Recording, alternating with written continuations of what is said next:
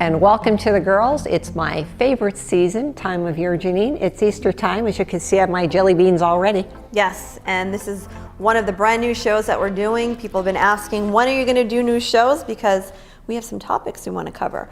We've always skipped over the Easter part of it, probably because we eat all food. Well, not only that, but our season always starts. Our new season starts after Easter. Right. So this season, we made a special outreach to Margie Bogash and her daughter, Kristen, because they do special decorating on eggs called Pysanky eggs. And I've always had an interest in it, and I wanted to share that with everybody. Nice. So we'll do that later on. Right. But we've always had some traditions. My mom's tradition is, and I mention this probably every Easter, that she eats all the red jelly beans. These will be gone. Yeah. But I found a special one there when I was trying to do my contest that I'm running, and it's the twin version of the red jelly beans. I got a bag of jelly beans. I present you on the official Easter show of the girls, your twin red jelly bean. Thank you, and I do deserve this. Don't eat it all in one sitting. No, I will, and I will be eating every one of these red jelly beans. I want to see it. Yeah, we'll do a Facebook Live on Deb eating all the red jelly beans. How about now they have the Swedish fish jelly beans, a whole bag of red ones.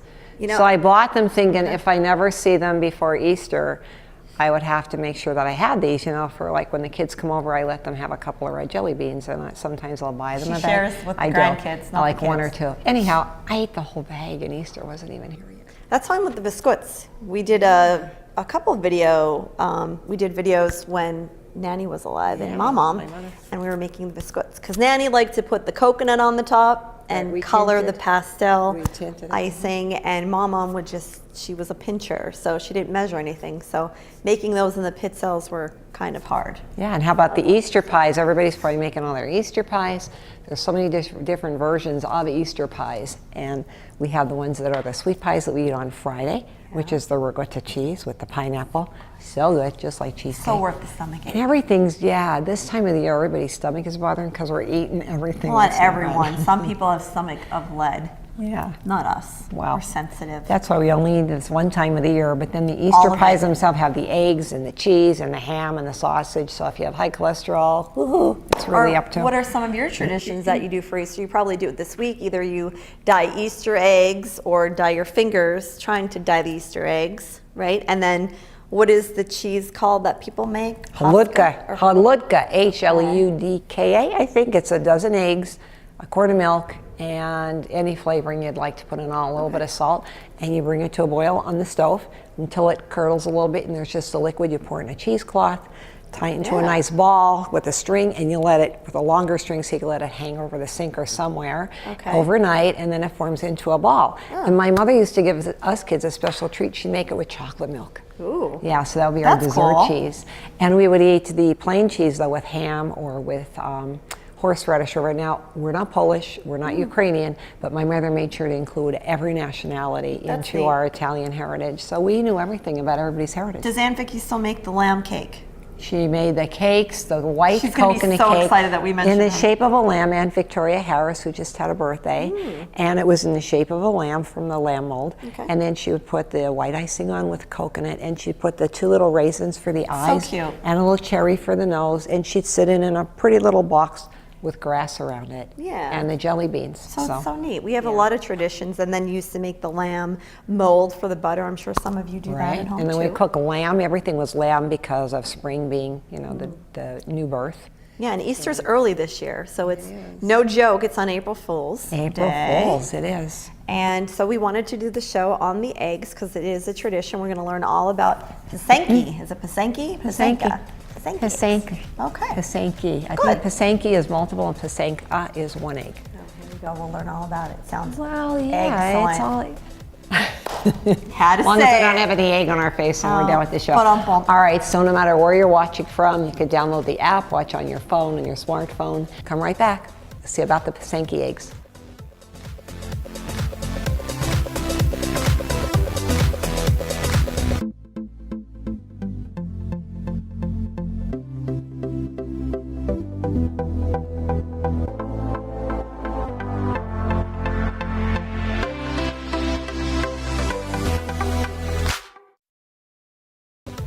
Welcome back to the girls. As promised, we have some special guests for you who are extra special from Sunnyside Designs. have a sunny day. But anyhow, we have Margie and Kristen Bogash, and you are both teachers in the art of Pysanky eggs, but you're also a teacher at a school, aren't you? Yeah, I provide learning support at Berwick High School as well. At Berwick High School. Yeah. All righty. Well, we're mentioning this Pysanky egg, Pysanky egg, Pysanky egg. So what is a Pysanky egg? So a Pysanky egg is something that is from Eastern Europe. This is something that is a tradition over 2,000 years old. And what it entails is something called the wax resist method, which means that we're dyeing the egg a color, and wherever we're putting wax on the egg, the color underneath is adhering to it. Oh, that's pretty cool. Well, we're going to demonstrate that a little bit, but first I want to ask you how you got involved in this. So I actually learned how to make Pysanky eggs from my mom, and if you want to tell them. When I was 16 years old, one of the neighbor ladies, Irene Jaworski from Claire's, had taught local kids, and she asked me if I wanted to learn the art of Pysanky, and I said yeah. And I learned it from the age of 16, and I dabbled in it, and then when Kristen was ready to learn it, I taught her. And so I've actually been doing it for about 6 years, and this is, we try to visit Irene as much as we can, and she's so proud of the fact that we still carry on the tradition. Not only is she proud of the fact they carry on the tradition, but you are blue ribbon winners not once, but twice at the Bloomsburg Fair. And I always go to the Bloomsburg Fair to look at the crafts, and that's where I saw your beautiful handiwork.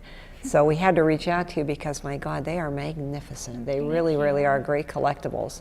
If anybody's not familiar with the history of them a little bit, if you want to tell us, teacher, a little bit about the Pysanky eggs. Well, this was originally started by the pagans. It was a pre-Christian era way of honoring their sun god.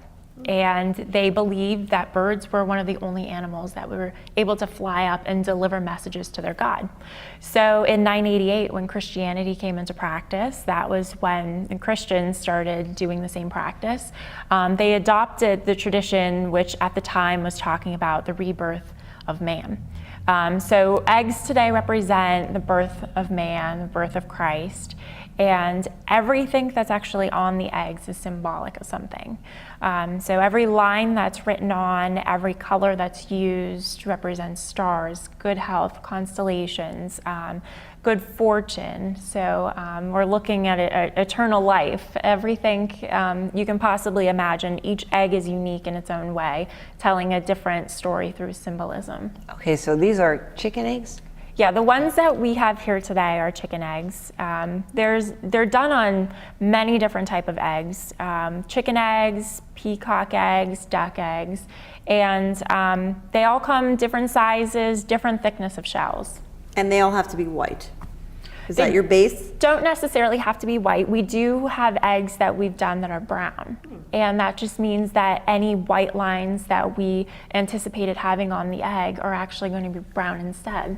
Now, how do you come up with the design? I know that each design on here has a symbol, but do you have a theme for each egg, or do people, because I know you sell them, do people ask, well, I want one for X, Y, and Z? How do you decide what's on the egg? Oh yeah, we customize eggs whenever someone orders them from us. If someone's looking for instance, something that has to do with Mary, Jesus' mother, this egg in front is actually, it looks like flowers, but it's actually based around teardrops of Mary.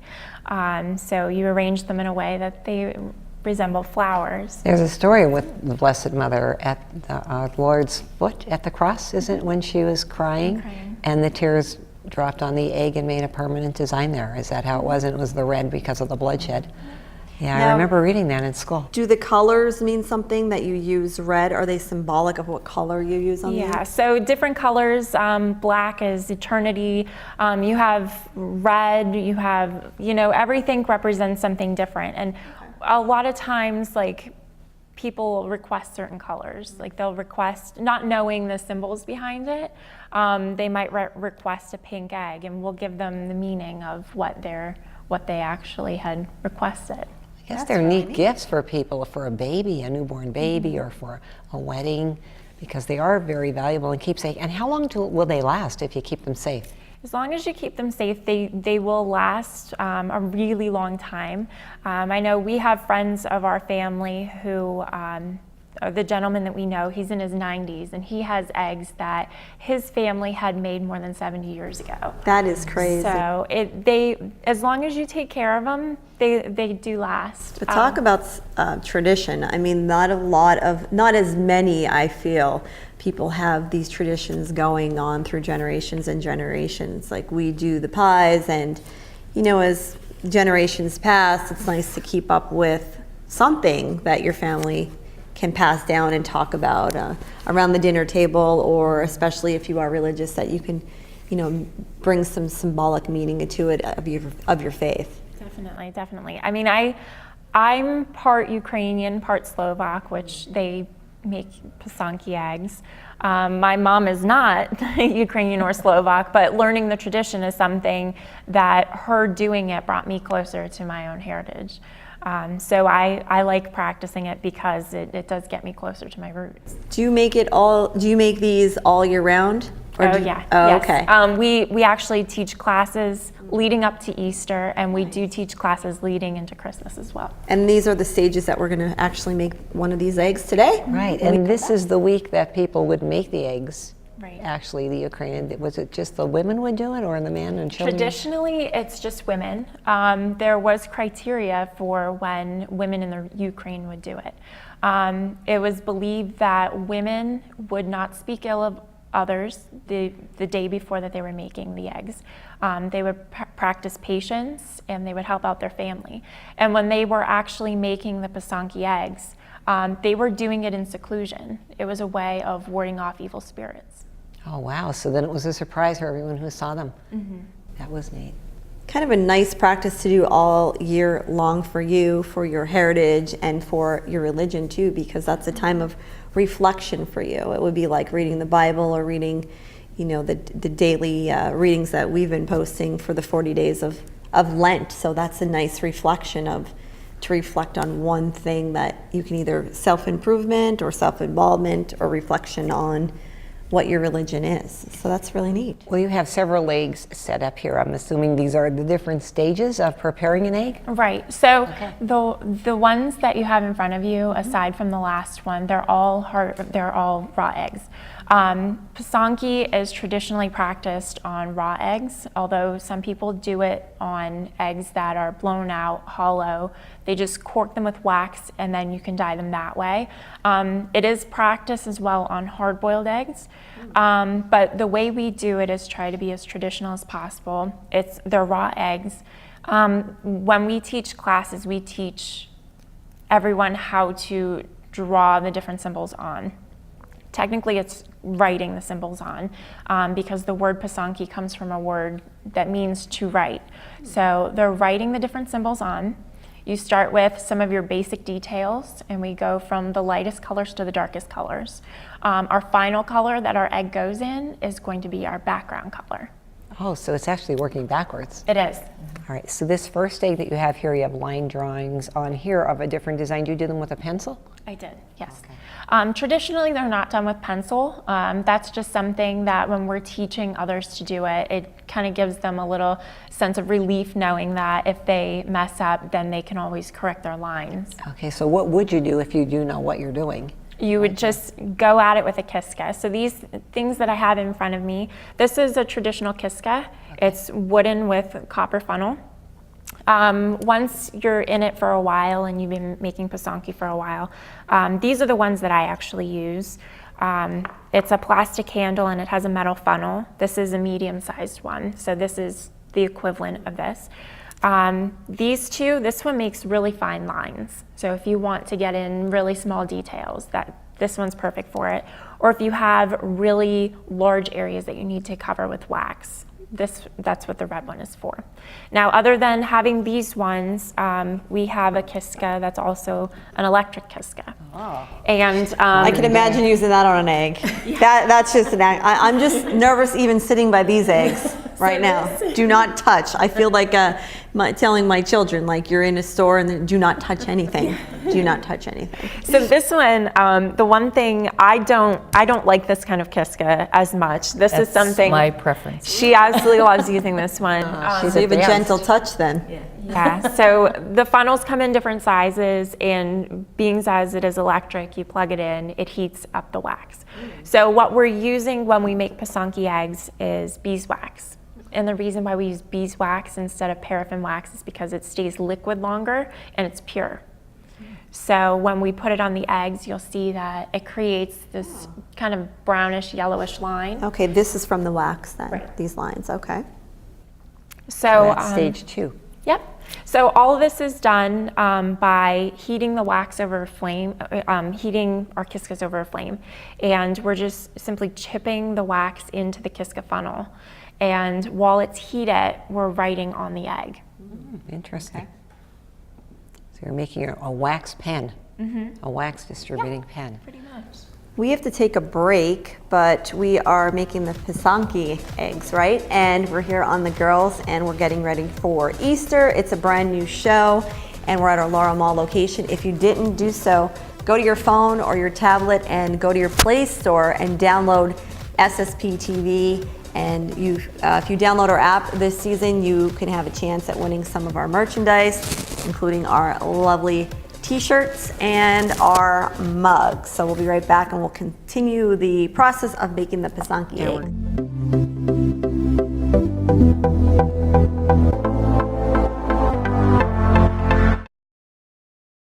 Welcome back and happy Easter. You're watching The Girls on SSP TV. We're here at the Laurel Mall location, and we're learning about a tradition, the Pysanky eggs. I didn't break one yet, so I'm good. Yeah, well, we're with Kristen and Margie Bogash, and Kristen and Margie have been showing us how to do this, Yes. the stages of it. They are blue ribbon winners of their designs, and they do teach these classes. They do have a website, Sunnyside Designs, and we are in the second stage of preparing an egg. And if you want to continue on from there, Kristen. Sure. Well, in the second stage, we applied wax to all of the lines that we want white. So we're sealing in the white color so that when we drop our egg into our next dye, that means that everything that is white underneath the wax is just going to adhere to the egg. So before we actually dunk our egg in the orange dye, we have green dots on the egg. And those green dots, being as the green and the orange color don't interact very well, and we'll end up with like a muddy color, we apply the green with a toothpick, and then we seal in with wax. So then after that, we're ready to go into the orange dye. I'm so confused with how this color development is. It's almost like you're working backwards, right? in reverse, but it's similar to when we were kids and we would put crayons on the eggs, I guess, and maybe write our name on it and then put it in, and it wouldn't adhere there. But then after that, it's how you're layering and layering and layering. Right. It's a backward process. Yeah, we get a lot of people who ask us about, well, is this anything like decorative wooden eggs? The difference between a Pysanky egg and a decorative wooden egg is for a wooden egg, you paint the background color and then add the details. We're working backwards, that we're applying all the details and then going into our final color. Okay, and then the next, how So will we in get the to next stage, we're sealing in all of the details that we want orange. And once that's completed, we're putting the egg into the black dye. Now, I always tell everyone that your egg's gonna go swimming for a while, because your final color that you're going in is going to be the one that is going to be predominant. So you want it to be really rich and really dark and pure. So usually when we stick the egg into the dye, it's in there for a good 10, 15 minutes. Sometimes they're in as long as a half hour, depending on the egg and any imperfections that it may have. And then once that's done, that's where my mom actually steps in and she does her part. The process is I varnish them, and then I have a little fan and I blow them dry, and then it's the person's preference if they want the egg blown out or if they don't want it blown out. If they want it blown out, then I'll proceed, I'll drill a hole in it, and I'll put a electric blower into it, and the insides will come out. How long does this process take? Because it looks tedious. So, Well, making an egg itself, it can take anywhere from about 3 to 8 hours. okay, so this is not one session that they're going to. This is a couple sessions. Well, anyone that attends any of the classes that we teach it over the course of 4 hours. Okay, so they are doing it all in one time. We teach them the history of Pysanky. We guide them through putting the design on the egg. Like I'll choose a design that we're going to tackle for each class. And each class we try and have a different design. And we use basic division lines like these eggs have. We walk them through writing on the egg, putting all the designs on, and we walk them through what colors they're going to be dunking their egg into, what they're going to be sealing in. So when they leave at the end of the night, they're leaving with final leaving with that product. How cool. In That's 4 awesome. hours. This just looks like it takes days and days and days It's of work so here because you make it look so easy. Awesome. Very nice. Well, it takes a while, and I mean, I have had my eggs, many of eggs that I've thrown out because I didn't like how they were coming out. So it is something that it takes a while to find designs that you think work. And I mean, every egg I've designed, something's different on it. And I might give someone an egg and it has like one specific type of design, and someone else will like it and they'll want that same design.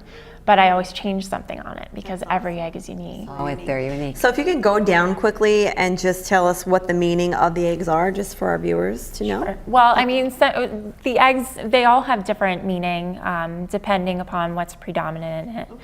Like if you see this egg, we have red teardrops of Mary. So black for eternity. We have in the egg below it, we do have crosses that are in there representing Christ. Circles are representing constellations and stars. The egg below it, you see that we have some different pine needles and pine branches in it, that they're representing eternal life and health. Now all of these can be done during the week leading up to Easter? Mm-hmm. Okay. They can be done leading up to the week to Easter. They can be done all year round as well. Very nice. It's Sunnyside, one word, design on Facebook, and you can get all the information there. Yes, right? and all of our classes that are coming up, you can follow it on And they Sunnyside do it Designs. all year round. And another Thank thing is you. your eggs are for sale. So if you Yes. want a special gift for someone, you can put a special order in or buy something you already have and present that special egg, or start a tradition and buy one every year. Just keep building up and building up. We have some people that are buying for their grandchildren, and every year, like Easter, Christmas, like it. they'll buy an egg. Very nice. Well, thank Yep. you for sharing the Thank you. history behind Thank you it, for having and happy Easter to both of you. Thank you. Happy Easter to everyone out there. I hope that whatever traditions you're having, you enjoy with your friends and family.